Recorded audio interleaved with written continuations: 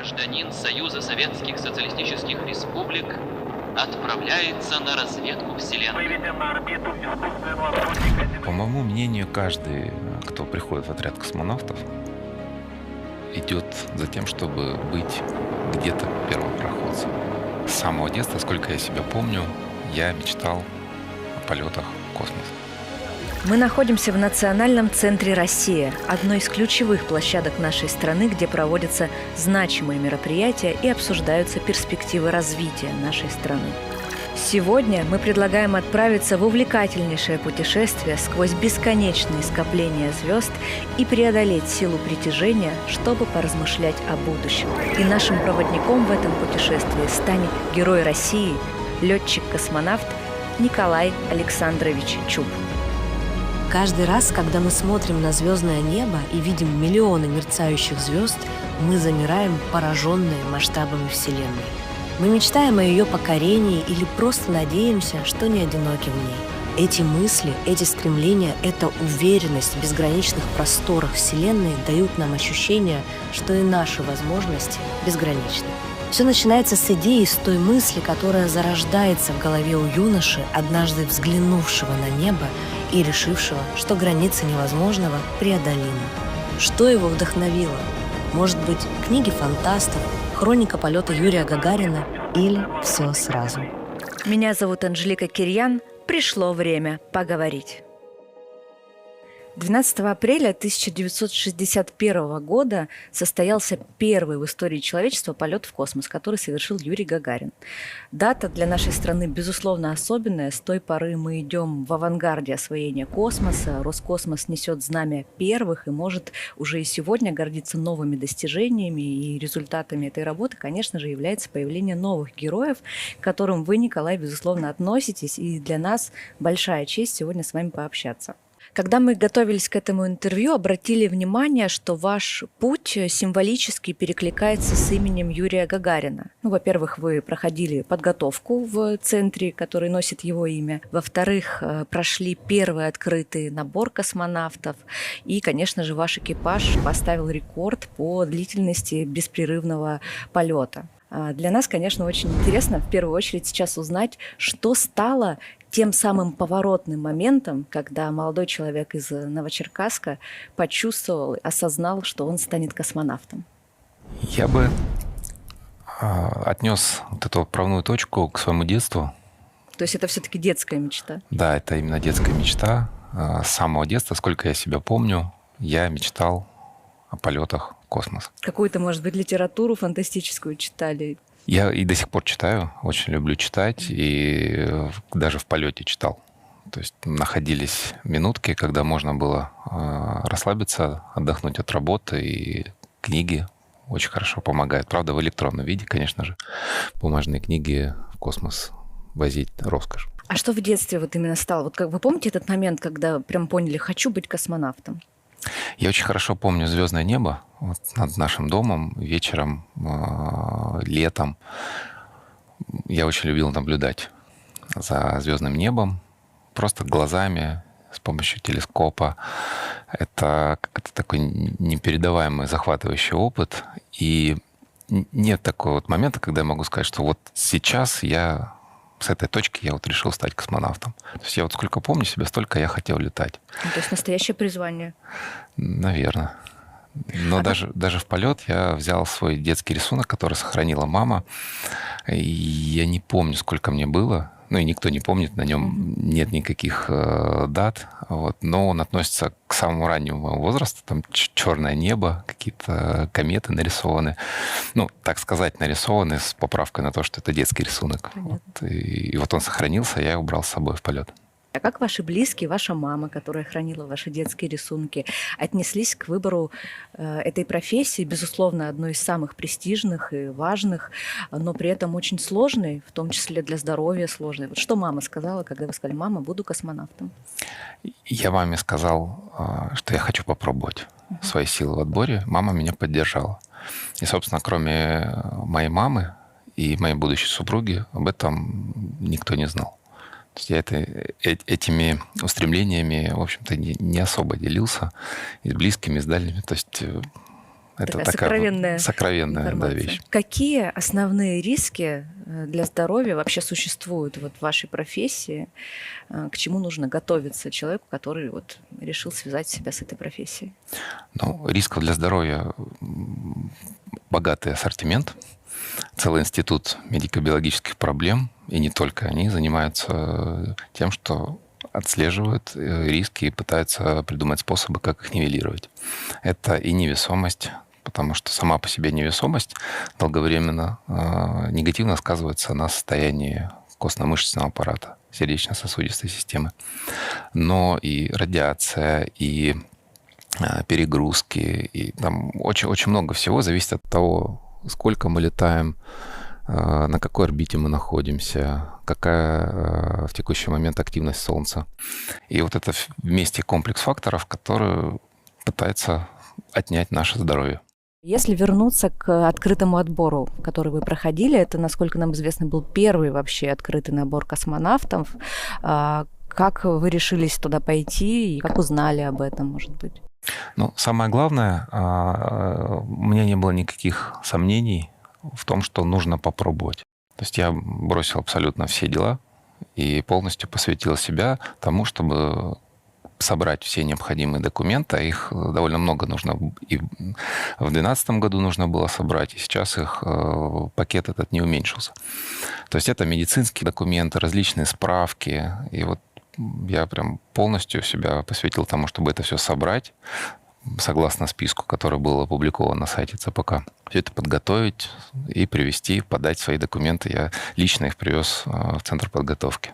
А я знаю, что вы лично привезли их на своем байке. Вы вообще такой опытный мотоциклист, если мы не ошибаемся. Я на отбор приезжал на байке, да. А когда я их подавал, то еще не было погоды соответствующей, то еще довольно холодно было. Если я не ошибаюсь, отбор объявили в феврале. И там некоторое время заняло, конечно, подсобрать все эти документы. Я очень люблю мотоциклы. Это такая любовь, наверное, на всю жизнь. Люблю ездить, люблю возиться с ними. То есть это такой образ жизни, некая свобода, которая понятна тем людям, кто любит двухколесную технику. Ваш путь подготовки, если я не ошибаюсь, занял более 9 лет. Это достаточно долгий путь. И вот как удавалось все это время сохранять верность своей мечте? Ну, знаете, у нас бытует такое мнение, что для того, чтобы пройти путь космонавта до полета и слетать, недостаточно просто мечтать, нужно жить этим. Нужно всего себя этому посвящать, и тогда ты получаешь шанс. Не дает гарантий никаких, но шанс все-таки только в том случае, если ты этой мечтой живешь.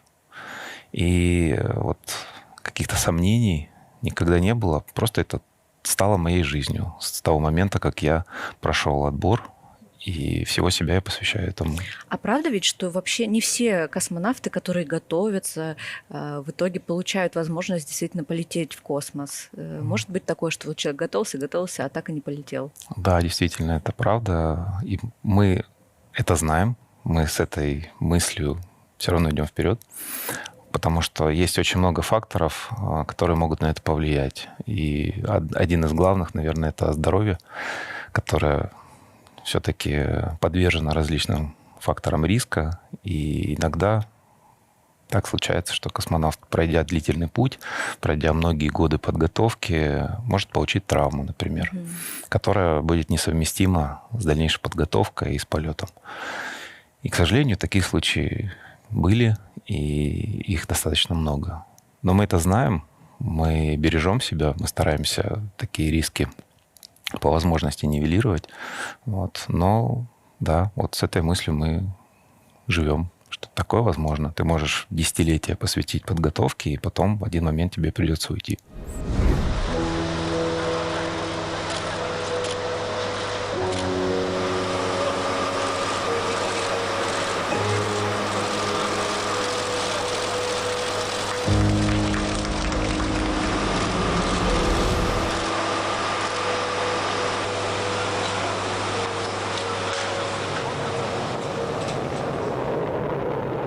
Что чувствует человек, оказавшись на орбите?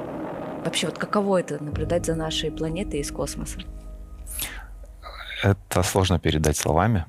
Это действительно что-то невероятное. И те первые эмоции, которые меня наполнили, когда сразу после старта мы стартовали ночью, и вот корабль вышел уже на орбиту и вышел на светлую сторону орбиты, когда можно было что-то увидеть в иллюминатор. Вот я помню эту картину. Это были такие столбовые облака, которые где-то на горизонте возвышались над планетой. И вот первые лучи восходящего солнца.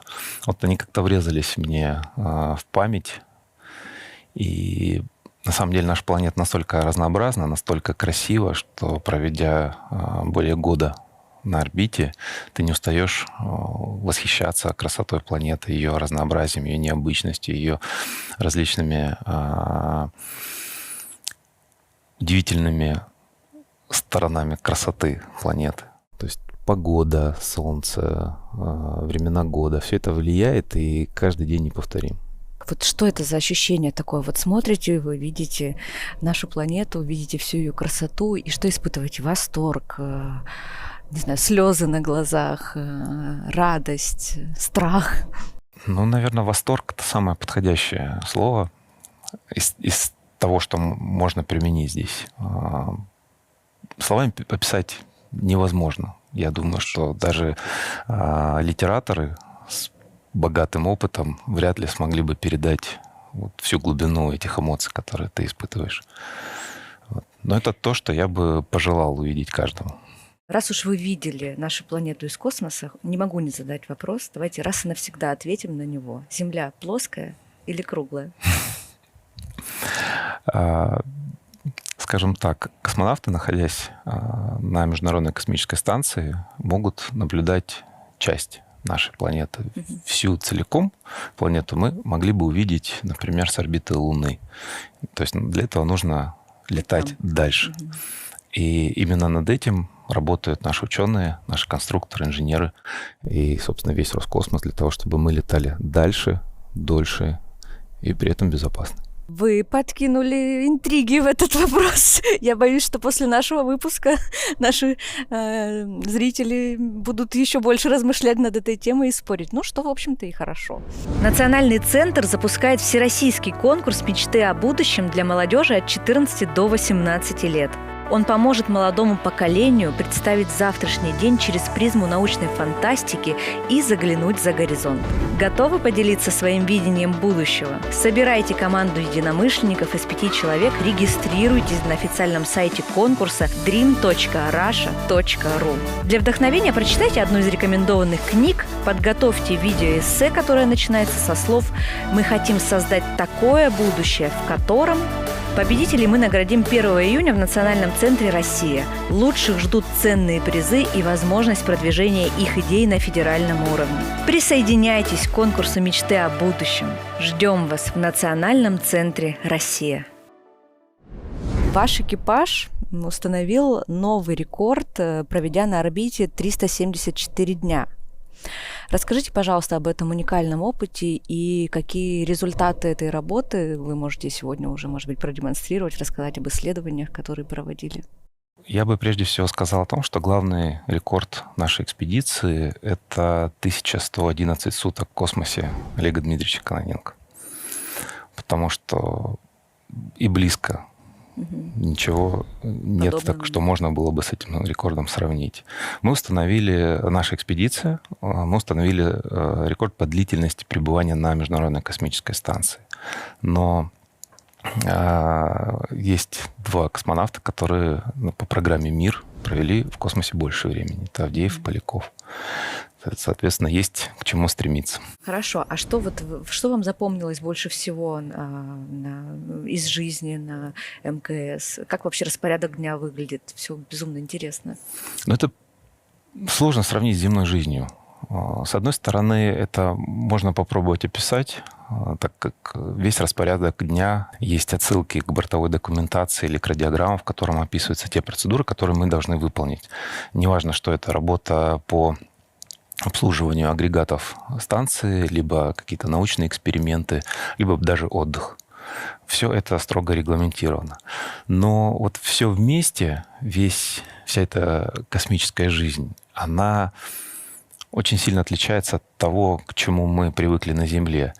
И вернувшись из космоса, нам приходится заново привыкать жить на Земле. Не только в физиологическом смысле, но и в плане вот распорядка дня, того, как мы себя, как мы планируем свое время. Потому что на Земле все-таки мы только частично подвержены расписанию, и многие задачи, приоритеты мы ставим перед собой сами. В космосе же ты человек, который живет по строгому распорядку, распланированным ЦУПом на многие недели вперед. А над чем вы там работали? За время нашей экспедиции мы выполнили более 50 экспериментов различных. В основном эти эксперименты были с участием космонавтов, но также были эксперименты, которые проходили в автоматическом режиме. И эксперименты были направлены на самые разные стороны и жизни в космосе, и космического полета. Например, это космическое материаловедение, исследования Земли из космоса, исследования медико-биологические. И все вместе, вот этот комплекс исследований, какие-то из них еще предстоит ученым проанализировать результаты. Какие-то уже имеют практическое применение на Земле и вошли в нашу повседневную жизнь. Давайте про практическое применение на Земле. Люди, когда думают о космосе, это, безусловно, не может не завораживать, но это кажется таким достаточно далеким от нашей базовой ежедневной жизни. То есть совершенно непонятно, осваиваем космос, проводим какие-то исследования. А что это для меня, для обычного человека, есть здесь и сейчас в моей обычной жизни? Вот как, по-вашему, в перспективе, может быть, 20 лет будет меняться вот именно научные исследования, связанные с космосом, так, чтобы их можно было продемонстрировать людям, и они поняли, вот, значит, то, что у меня сегодня есть, связано в том числе с вот этими открытиями. Я бы привел здесь пример того, что вот если прямо сейчас существовал бы некий волшебный выключатель и выключить из нашей жизни то, что в нее пришло из космоса, то мы бы были шокированы тем, как неудобно станет жить. А приведите пример. Связь, навигация, например, самые такие часто используемые в нашей повседневной жизни. Мы привыкли использовать навигатор, который ведет нас по городу через пробки, в объезд каких-то дорожных событий. Мы привыкли к тому, что у нас всегда есть интернет, всегда есть голосовая связь в наших телефонах, в наших домах. А корни этих технологий, безусловно, в исследованиях космоса. И даже антипригарные покрытия на сковородках. Да, вот я хотела какой-то такой прям бытовой. Вот на каждой кухне есть кусочек, пришедший туда из космоса. Кусочек космоса на каждой кухне, у каждой домохозяйки. Люди действительно не часто сталкиваются с истоками каких-то технологий. И если говорить о других аспектах технологий, которые нашли применение на Земле, это обширный пласт медико-биологических исследований, которые вошли в нашу жизнь очень основательно. Многие лекарства, которые мы привыкли к тому, что они есть, они доступны, они помогают бороться с теми или иными болезнями, впервые были получены в результате исследований, в том числе на космических станциях. Определенные структуры белков можно получить только в условиях микрогравитации. Тогда она правильно формируется. И во всех аспектах фактически нашей жизни есть что-то, что пришло туда благодаря космосу или пришло туда быстрее благодаря космосу. Если бы мы не летали в космос, этот путь мог бы занять гораздо дольше времени. Какими результатами вашей работы во время вашей космической миссии можете гордиться? Те самые 50 экспериментов, которые мы делали в космосе, каждый из них направлен на какой-то аспект улучшения жизни человечества или на то, чтобы позволить нам в дальнейшем идти в будущем дальше в исследованиях космоса. А можем конкретизировать, или это какая-то секретная информация? Что, парочку, 50, конечно, не перечислим. Например, эксперимент по магнитной биофабрикации, который выполнял командир, он позволяет отрабатывать технологии получения полых трубчатых структур, которые в условиях земных получить практически невозможно. А в условиях орбитального полета Такие структуры получить можно. В дальнейшем очень богатая перспектива применения таких технологий, и что означает продление жизни, что означает повышение уровня жизни, более доступную, более совершенную медицину в нашей стране. Вот, космос продлевает жизнь, товарищи. Запоминайте, записывайте. Как человек, который любит фантастику, не могу не спросить, была ли у вас какая-то, может быть, захватывающая история во время вашего пребывания на орбите, которая могла бы лечь в основу увлекательной книги или, может быть, фильма? Ну, во-первых, это сам полет. Это уже захватывающе и неповторимо. Это то, о чем хочется вспоминать, о чем хочется рассказывать. Все-таки за время пребывания в космосе мы не только работали, мы приняли огромное количество кораблей, которые прилетали, улетали, огромное количество экипажей. Это, в принципе, совершенно интересный опыт вот такой вот космической жизни. Были и ситуации, связанные с потенциальным риском повреждения или даже уничтожения станции. Однажды была ситуация, когда один из спутников, выведенных несколько лет назад из эксплуатации, внезапно разрушился. Вот, и облако осколков по своей траектории могло пересечь орбиту станции в тот момент, когда там была МКС. И вот среди ночи нас поднял ЦУП, и у нас есть аварийная процедура, по которой мы должны в такой ситуации, когда невозможен маневр уклонения от осколков, занять свои места в кораблях и ожидать вот время пересечения с этим облаком осколков. На тот случай, если мы все-таки с ними столкнемся, то мы, по крайней мере, будем готовы к экстренному спуску с орбиты на Землю. А что могло бы случиться вот в самом негативном сценарии? Ну, о негативных сценариях думать не очень хочется, но в фантастических фильмах это многократно показано, что происходит с космической станцией, когда она влетает в облако осколков. Вот люди всегда задавались вопросом и задаются вопросом, одни ли они во Вселенной. Вот какое ваше мнение по этому поводу? Действительно ли это так? Что касается исследований потенциальной жизни вне нашей планеты, ученые десятилетия, да и столетия, наверное, задаются этим вопросом. Вот. Но, насколько мне известно, таких однозначных свидетельств, подтверждающих гипотезу о существовании внеземной разумной жизни человекоподобной, или же опровергающей данную гипотезу, пока что получено не было.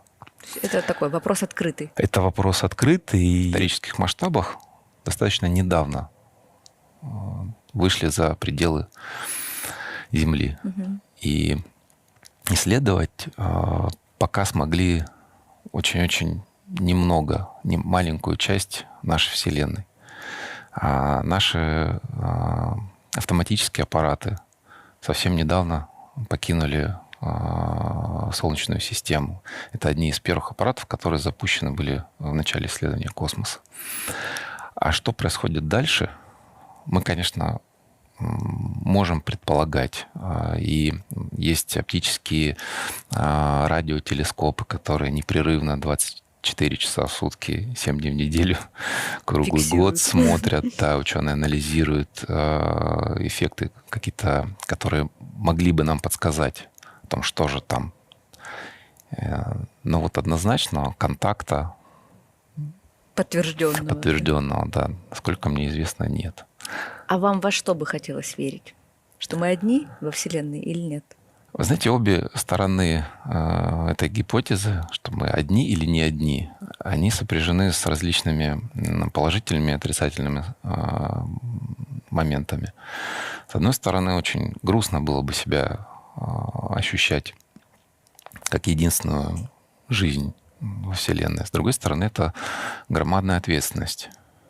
Неизвестно, что там будет. Но вот есть еще какая-то жизнь во Вселенной. А как она к нам отнесется, когда мы познакомимся? Да, а это вот как раз другой аспект, что если она все-таки есть, какая она? Она будет ли этот контакт позитивным, прогрессивным, направленным на созидание? или же нет. Потому что наша история человечества имеет много свидетельств того, что контакт высокоразвитых, представителей высокоразвитой культуры с менее высокоразвитой заканчивается обычно не очень хорошо для менее высокоразвитой. И примеров таких масса. Поэтому тут очень внимательно стоит подумать, прежде чем Открывать туда дверь. кричать во Вселенную: да, мы здесь, вот прилетайте к нам. Совершенно непонятно, чем это может закончиться. В настоящее время активно обсуждаются космические программы по освоению других планет, в частности Марса. Вот каковы, на ваш взгляд, основные вызовы, с которыми столкнется космонавтика в ближайшие, там, не знаю, 10-20 лет? Вообще, возможно ли освоение Марса? Как вы на это смотрите? На самом деле, технологически мы еще не вполне готовы к тому, чтобы лететь Осваивать. далеко, лететь на тот же Марс. Дело в том, что на негативное воздействие радиации мы до сих пор не научились с ним бороться. Бороться так, чтобы мы не боялись вспышек на Солнце во время длительных полетов. А полет к внешним планетам, он априори длительный. Соответственно, неожиданная вспышка на Солнце может привести к фатальным последствиям для экипажа в длительном полете. И мы пока ничего с этим сделать не можем. Технологически это пока находится за пределом нашей возможности. Что касается технологий транспортных, непосредственно перелета, то, опять же, то, что мы сегодня имеем уже в виде готовых освоенных технологий, пока этого недостаточно. То есть мы должны двигаться в том, чтобы качественно повышать наши возможности в том, чтобы лететь на тот же Марс за более короткий промежуток времени. И работы в этом направлении ведутся. А какие технологии могут стать прорывом вот в освоении дальних планет, в том, чтобы мы смогли? Вот что может помочь? Ну, на мой взгляд, анонсированная технология ядерного буксира, разработки которой ведутся Роскосмосом, это действительно может стать настоящим прорывом. То есть Россия здесь такую ведущую роль в том числе занимает? Да. Мы все очень ждем эту технологию. Мы понимаем, что действительно это требует длительного времени, потому что принципиально здесь очень много технических сложностей, с которыми приходится инженерам сталкиваться. Но получение такого буксира позволит сделать качественный шаг вперед в скорости и стоимости дальних космических перелетов. Если я правильно понимаю, то, о чем вы сейчас говорите, это проект «Зевс». Да. Мы, получив вот этот буксир, сможем летать в разы быстрее, достигать дальних планет или тех объектов, которые нам будут интересны, значительно быстрее, чем мы можем сейчас. И это нам позволит условно сделать их ближе к освоению. То есть Марс ведь не единственная интересная точка в нашей Солнечной системе. У нас есть уникальные спутники газовых гигантов, например, которые с точки зрения освоения, по всей видимости, гораздо интереснее, чем Марс, и перспективней. Но они еще дальше. И мы к этому как-то должны прийти, к тому, чтобы туда безопасно летать, безопасно доставлять грузы и возвращать на Землю результаты этих экспедиций. И в том числе хотелось бы и видеть и пилотируемые полеты. А вы бы рискнули стать первопроходцем, вот когда эта технология будет, например, разработана, и уже нужно будет ее протестировать на практике? Стали бы участвовать? По моему мнению, каждый, кто приходит в отряд космонавтов, идет за тем, чтобы быть где-то первопроходцем, каким-то быть причастным вот к переднему краю, к авангарду исследований космоса и оказаться одним из тех счастливчиков, кто сможет прикоснуться вот к такому прорыву.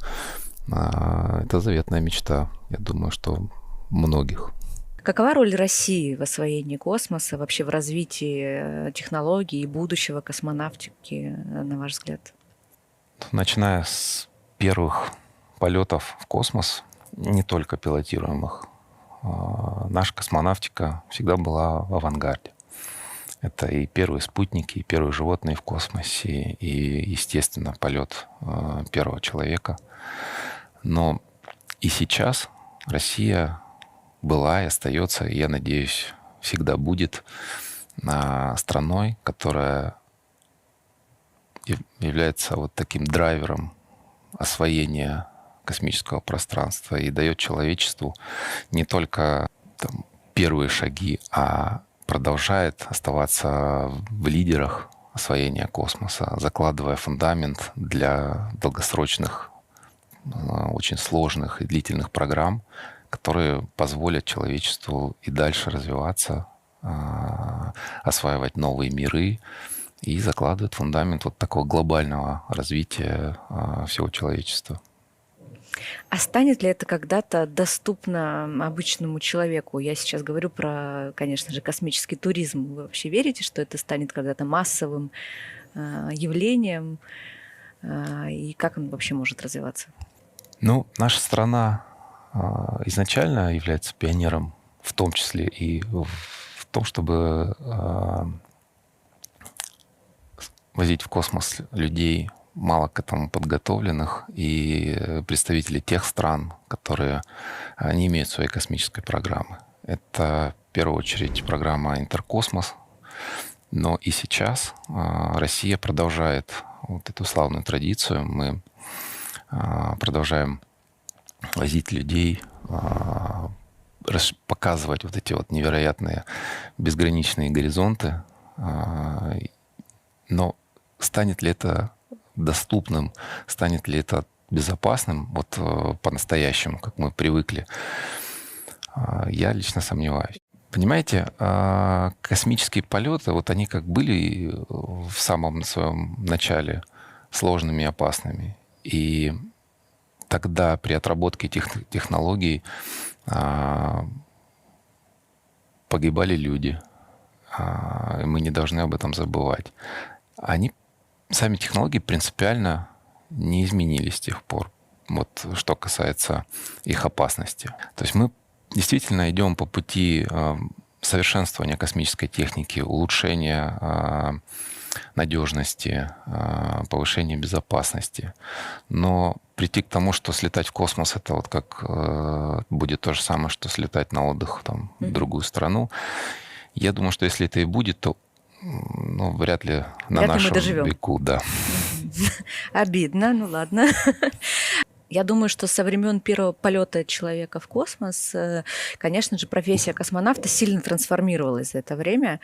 И требования, которые были нужны тогда, с развитием технологий, возможно, как-то упростились, может быть, для космонавтов сегодняшнего дня. Какие-то, может быть, технические вещи во время полета уже делаются проще и быстрее, чем тогда. Какие-то простые вещи действительно уже отработаны. Но с другой стороны, сама космическая программа, то оборудование, с которым работают космонавты, те эксперименты, которые мы выполняем, техника, это все безмерно усложнилось по сравнению с тем, что было в начале освоения космоса. Очень большой шаг сделала диагностическая техника медицинская. То есть, с одной стороны, действительно, врачи видят то, как тогда, раньше исследовали кандидатов, и то, что происходит сейчас, различается в сторону углубления исследований. То, что тогда врачи не могли видеть, сейчас они видят. Сейчас что-то не заметить практически невозможно. То есть нас просвечивают от и до. Та же технология МРТ, которой раньше не было, когда проходили отборы первые космонавты. Вот сейчас она все показывает. И какие-то внутренние особенности строения организма могут помешать пройти отбор или выявить какую-то профессиональную непригодность с точки зрения здоровья. Зато если прошли, это можно быть совершенно спокойным, что просто человек с отменным здоровьем. человек с достаточным запасом здоровья для того, чтобы пройти через все этапы подготовки, выполнить космический полет и потом восстановиться, самое главное. Вот вы вернулись в октябре из своего полета. Как проходила реабилитация? Как вы вообще вот после того, как столько времени провести в невесомости, вернуться на Землю, как вы себя ощущали? И вот сейчас уже, получается, полгода практически прошло. Как сегодня? Ну, сейчас я себя чувствую прекрасно, но я к этому состоянию шел маленькими шажками. Потому что действительно возвращение после длительного космического полета — это очень сложный процесс, сложная история. Организм не хочет обратно в гравитацию, ему нравится Парить. невесомость, да, костно-мышечный аппарат, сердечно-сосудистая система себя лучше ощущает невесомости, испытывая меньше нагрузки. Вот. Но это же является и фактором, усложняющим возвращение на Землю. Поэтому мы находимся под наблюдением врачей, очень внимательным и пристальным. О нас заботятся, и специалисты нам помогают пройти через этот острый этап реабилитации и помогают организму вернуться к нормальному состоянию после полета.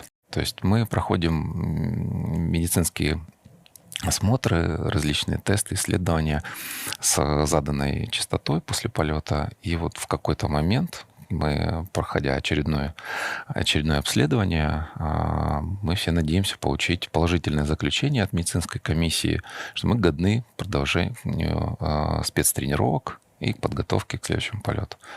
Пока мне это еще предстоит. Я надеюсь, все будет хорошо. У нас в гостях был Вячеслав Альбертович Дубынин, который отметил, что размышления о будущем – это неотъемлемая часть каждого человека. Вот мне хочется вас, как специалиста, который работает с передовыми технологиями, спросить о вашем представлении о будущем, на что оно может быть похоже, просто пофантазировать.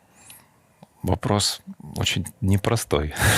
Действительно, мы живем в уникальный период истории нашей, когда наша жизнь кардинально меняется за очень короткий промежуток времени. И эти изменения не остановить.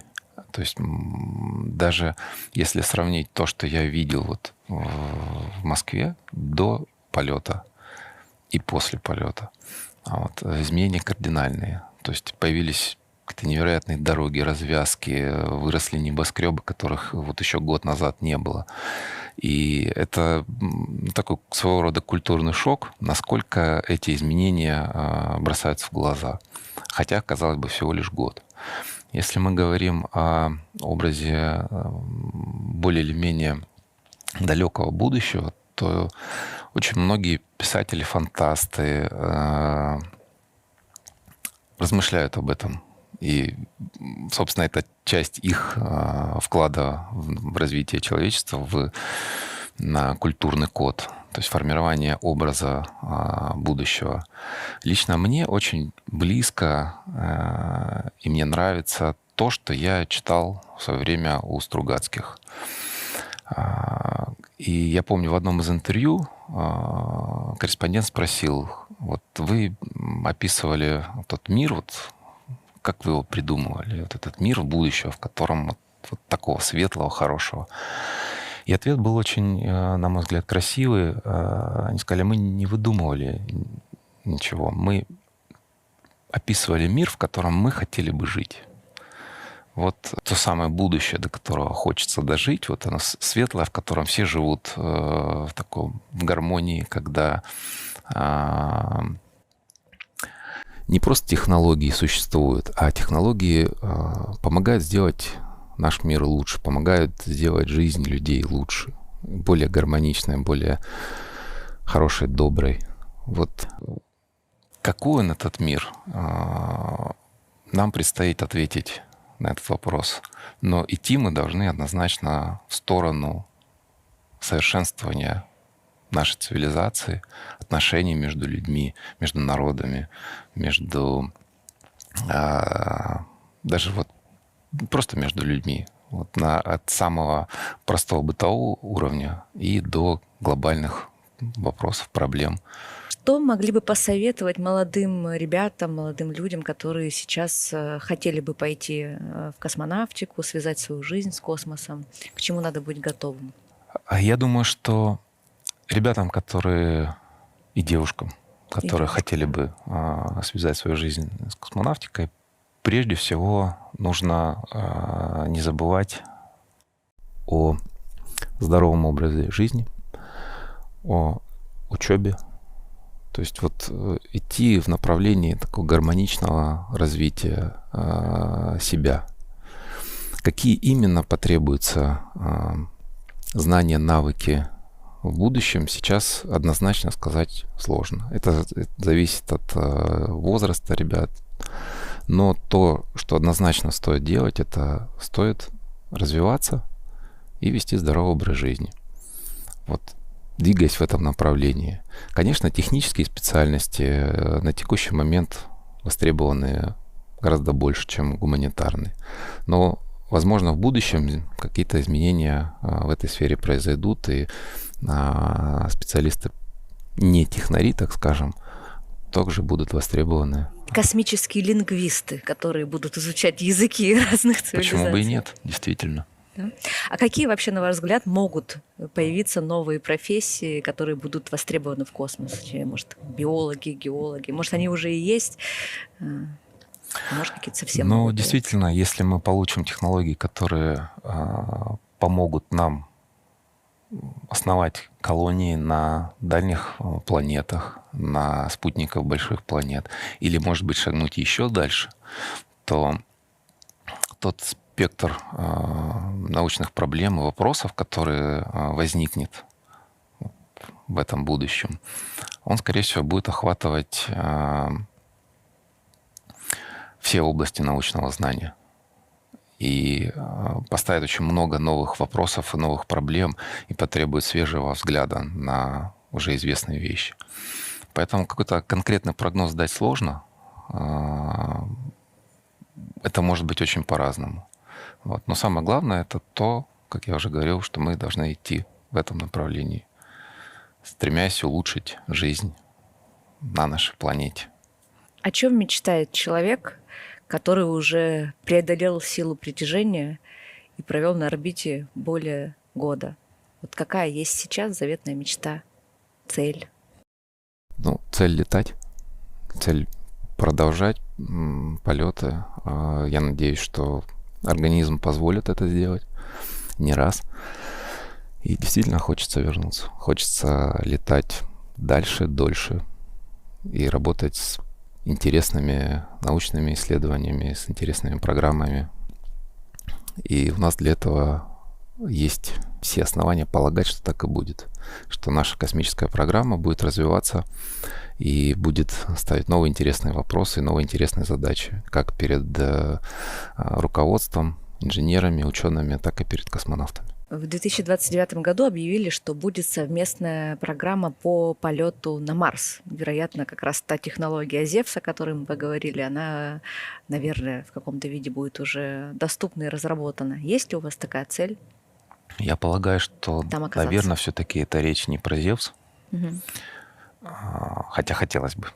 Но с учетом того, что это принципиально новая технология, наверное, потребуется время для того, чтобы ее отработать и довести до того уровня надежности, когда можно будет ее использовать в пилотируемых полетах. Поэтому о чем говорит этот анонс 2029 года, мне сложно сказать, но мне кажется, к 2029 году мы вряд ли будем готовы лететь на Марс. Но если будем, вы полетите. Мы, как космонавты, наша Вы как задача вы. не только полететь, но и вернуться. Да. И вот как раз, вспоминая еще раз Стругацких, там есть такая фраза в одном из произведений, что если мы не вернемся назад, кто пойдет вперед? Поэтому мы делаем свою работу, и мы летим тогда, когда риск разумный. Вот. Людей, которые там готовы полететь в один конец, Вот. В отряде космонавтов, я думаю, нет. То есть это психологический фактор, который несовместим с нашей профессией. Поэтому просто так вот рваться вперед, чтобы не вернуться, вот это не про космонавтов. Это скорее какие-то отклонения у людей, которые, может быть, увлекаются или космонавтикой, но все-таки профессионалы должны делать свое дело надежно. В завершении нашего разговора я предлагаю нам с вами сейчас объявить о неком конкурсе для наших подписчиков, для наших зрителей. Вот вы, как человек, который свою мечту уже исполнили, реализовали, как раз, мне кажется, будет замечательно, если вы наградите кого-то из наших зрителей за самую интересную историю о том, как они идут к реализации своей мечты или, может быть, уже тоже реализовали свои мечты. Вот чем можете наградить кого-то из наших зрителей?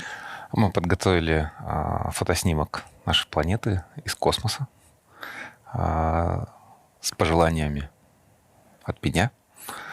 И я думаю, что это будет символическим таким подарком, сувениром, мотивирующим, поддерживающим, да, в достижении своих сокровенных желаний, мечт.